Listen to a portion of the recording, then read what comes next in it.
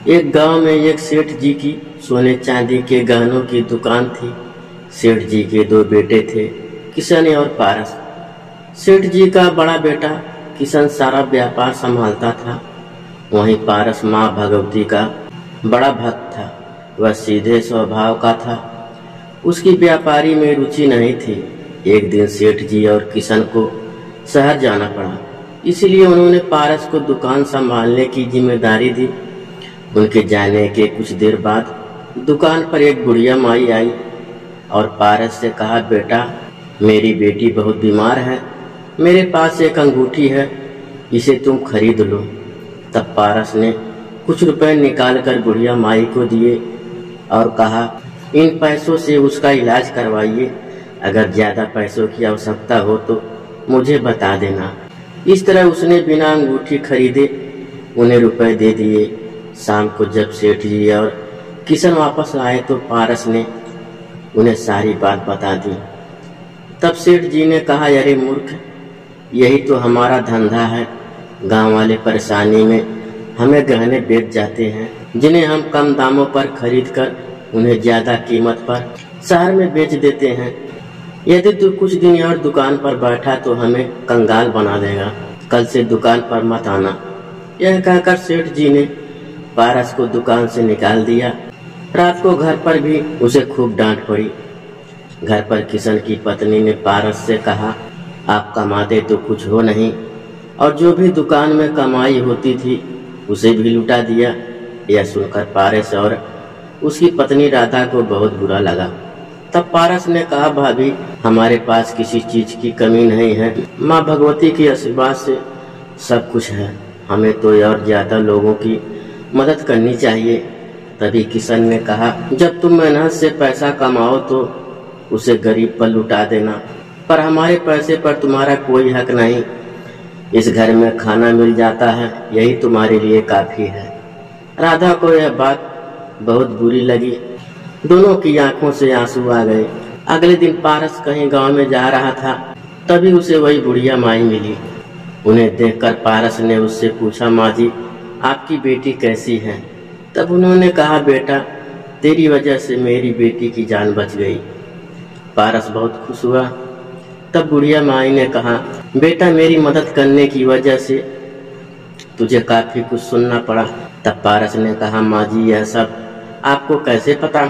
बुढ़िया माई ने कहा, मुझे सब पता है। इसी कारण तेरे पिता और भाई ने तुझे दुकान से हटा दिया। पर तू चिंता न कर, कल से नवरात्रि आरंभ हो रहे हैं। तुम दोनों पति पत्नी माँ दुर्गा के नवरात्रि के व्रत करो और साथ ही दुर्गा सप्तमी का पाठ करो। इसके पूरे होते ही तुम्हारे सारे बिगड़े काम बन जाएंगे। पारस व राधा ने ऐसा ही किया। उन्होंने नवरात्रि के व्रत आरंभ कर दिए। बिना अन्न ग्रहण किए केवल लोगों के जोड़े से व्रत करने लगे। साथ ही प्रतिदिन दुर्गा सप्तमी का पाठ करते। एक दिन पारस व राधा मंदिर में बैठकर दुर्गा सप्तमी का पाठ कर रहे थे। तभी एक छोटी सी कन्या उसके पास आई और कहने लगी, आप मुझे जानते हो?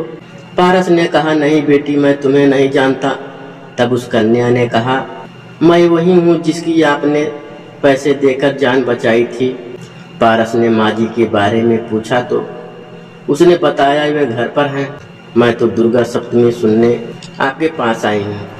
पारस और राधा को बड़ा आश्चर्य हुआ। एक छोटी सी कन्या दुर्गा सप्तमी सुनने आई है। पारस ने दुर्गा सप्तमी का पाठ आरंभ किया। जब पाठ पूरा हुआ तो वह कन्या एक पोटली पारस को देकर जाने लगी। पारस ने मना किया पर वह नहीं मानी। उसके जाने के बाद पारस ने देखा तो उस पोटली में ज्वार थे। पारस ने उसे रख लिया। अगले दिन भी यही हुआ। वह कन्या आई और दुर्गा सप्तमी का एक अध्याय सुना। उसके बाद एक छोटी सी पोटली देकर चली गई।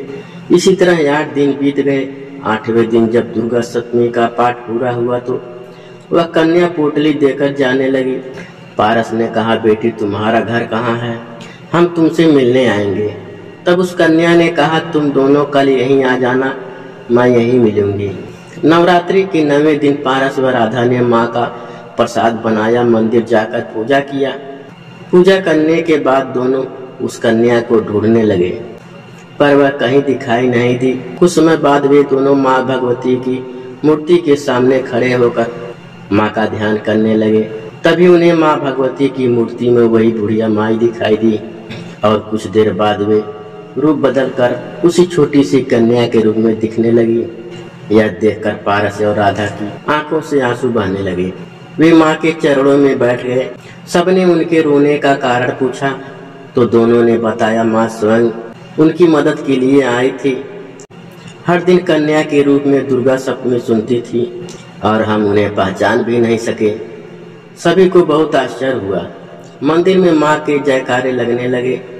पारस और राधा जब घर आए और अपने कमरे में गए तो देखा जो पोटली माँ ने उन्हें दी थी उनके सभी ज्वार सोने के बन गए और वे जितना उन्हें निकालते उतना ही भर जाती थी।